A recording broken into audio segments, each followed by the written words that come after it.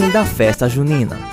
Para conhecer a origem da festa junina, vamos voltar à França do século XII.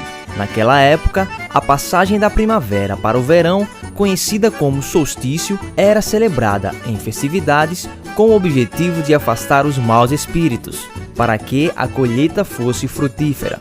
Inclusive, esse era o propósito da fogueira. Não por acaso, essa mesma mudança ocorre aqui no Brasil, no período de junho.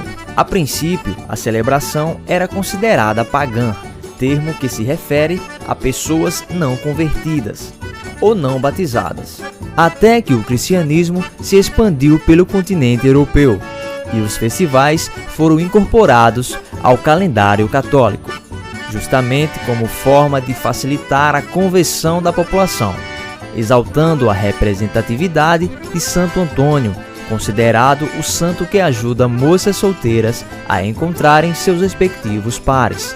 São João Batista, profeta que anunciou a chegada do Messias, e a São Pedro, o primeiro a professar a fé no Cristo. Chegando no Brasil, os responsáveis por trazerem essa festa ao Brasil foram os padres jesuítas, que popularizaram o período inicialmente por festa joanina, como uma homenagem a São João. Mas, logo, o título passou a simbolizar o mês e ter o nome como conhecemos hoje. Com essa fusão de culturas, não tinha como ser diferente. O teor religioso deu lugar a uma concentração popular, carregando hábitos portugueses, espanhóis, franceses, indígenas, ou em uma só palavra, brasileiros.